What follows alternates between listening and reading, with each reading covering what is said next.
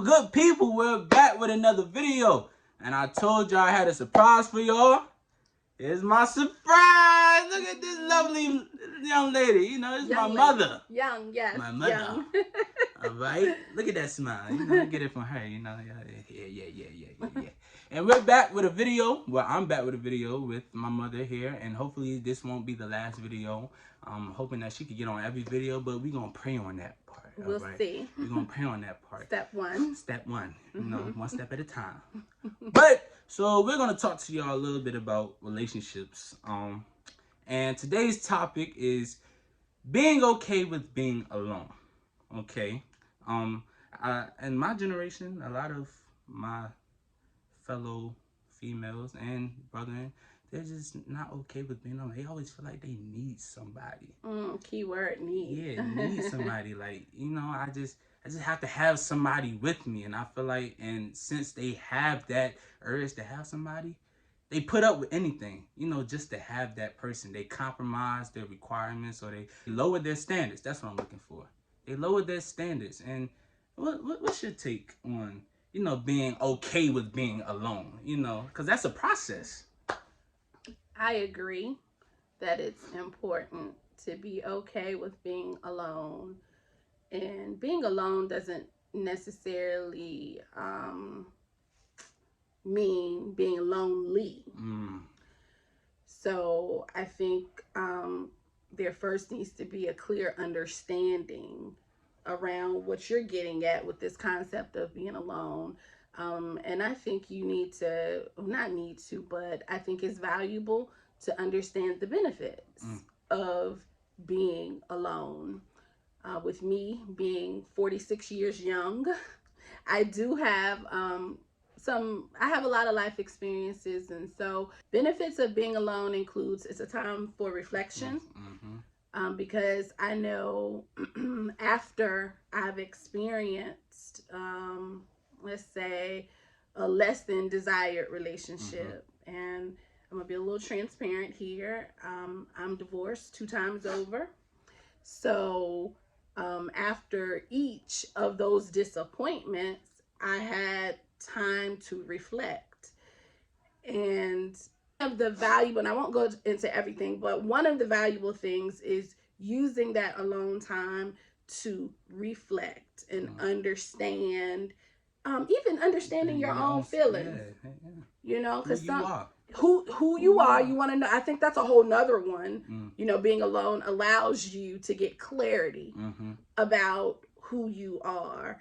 Oftentimes, I think whether it's in a professional environment or in relationships, and different kinds of relationships, not just a romantic relationship, you can get caught up in the moment. Yeah, most definitely. And you're kind of going with the flow. Yeah. And sometimes that's necessary, but it can also be to your own detriment because you lose yourself. You're so consumed with meeting the needs of the other party that you lose sight of who you are, what you desire. And I think we go into this mode of, you know, like, well, I'm about to be selfish after we have a disappointment and you're alone, when we really need to get comfortable with being selfish even beforehand, so that we know what works for me, what's not going to work for me. What would you tell someone who is struggling with being alone? Like, they feel like they just need someone. Prime example, I was talking with a female, and she stated to me, like, the reason why she feels like she needs someone is because of trauma in her life and someone not being there, and she's basically looking for someone to fill that void. What advice would you give someone to even initiate fixing that about themselves, or that situation within themselves? Because that's something, you know. Well, I do think that the individual who's had that, I guess, epiphany or eye opener, that is her reality, that she's needy because of some voids. So, you know, I think that's a great place to be in, because I'm in project management, project manager. And one of the things that we look at when there are problems and issues is what's the root. You want to do a root cause analysis, because sometimes we can expend time and energy fixing the wrong problem, and then you still have that problem. So getting clear about what the issue is like, and I'm no psychologist or psychiatrist or anything. I don't have a license. I just have a life experience. Okay. 46 young, Yes. So, having, when you can get to a place where you can honestly say, this is what it is. You also have to accept it. I feel like a lot of times, people feel as if their narrative or their reasoning for wanting someone is, they make excuses for why that isn't the case. They don't accept what it is, because you can't start to fix anything until you first accept that that's the issue. We also have what's commonly referred to as blind spots. So I do think when you see a pattern in your life, you have to pause and say, hold up, I'm the constant, so maybe it's me. And I don't know that we're always brave enough to do that, because we're so engulfed with being right. Or sometimes people are committed to being a victim. Maybe that makes them feel good, to kind of, be like, the person that's, and attention. Someone did something to me, and so we have to check ourselves and be true. And a part of that could be listening to those around you who love you, and maybe some of them who don't necessarily love you, and just telling you your truth. See if there's a thing, because if everybody is saying the same thing, there's probably some validity to it. Get skillful at having an out-of-body experience to look at ourselves. But then to do it to your thoughts, you know what I mean? Like, okay, that just happened. Now let me try and be a third party. You don't grow until you contradict yourself. And she was saying, people try to shy away from contradicting yourself, staying in one way. But she said, how do you truly grow if you don't contradict yourself? And I feel like that aligns with what you were saying. When you are self-reflecting and you're assessing yourself in a third party type of sense, that it's okay to contradict yourself. At one point you was okay with this, but when you reflect, and you realize that it wasn't the best for you, it's okay to now say that wasn't it. Yes. That wasn't it. It's important as we grow and evolve as individuals that we not shun changing. Even the way that we think. Some things a lot of things are handed down to us. Yes. Many of us, though, we don't give ourselves permission to think, because we have been trained to just accept what is. And I'm guilty of it. There, I know that there are things where I act like it's the end of the world. I'm so, why you look that clean? Why? No. Stop being nasty. You tried it. Now that's just nasty. You clean that room. But, organized space will help organize thinking. Okay? I agree. All right. But real, and if you don't do this, something's wrong with you. And that, I think, it happens on a broad scale. And until we get to a place where we can challenge, those perceptions, thoughts, understanding, whatever you want to call it, until you get to that place, you won't give yourself permission. But back to your thought about, being alone and someone who may be struggling, because I feel like where you were kind of going with that is how to even begin to self-reflect. And I'll go back to the benefit. I think I mentioned this 46-year-old mind isn't like what it used to be. I need some cues. I need a note taker. I need a screen that I can read off of. I do. done typed everything. Y'all just put it in front of my face. All right. Exactly. So we talked about a time for reflection. Mm-hmm. You know, like that is a big one.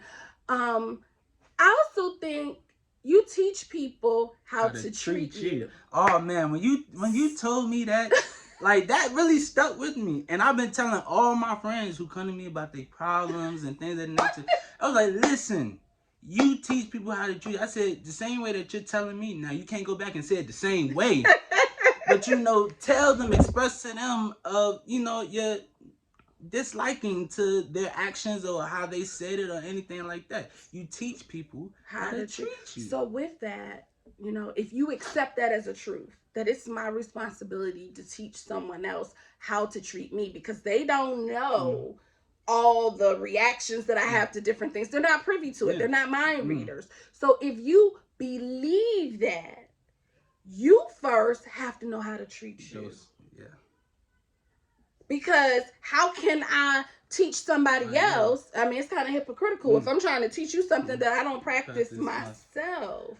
So being alone gives me some space, fertile ground to even learn how to treat myself. I love quotes, even though I can't remember them. But the summary's in your head. That's all that matters. It stuck with you. It is. But this quote is around how boundaries allow you and I to coexist. And that's I don't know if it's said just like that. It's something like that. But it's true.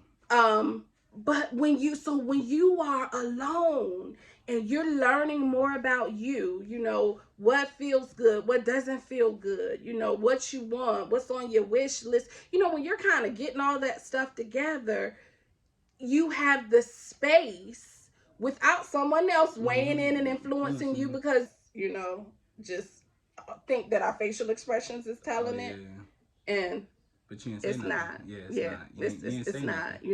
You have to find the words. Yeah, you have to. Yeah. And tune in to Miss Iyanla Vanzant. She's very good about helping people find the words. Express it. Yeah, express it.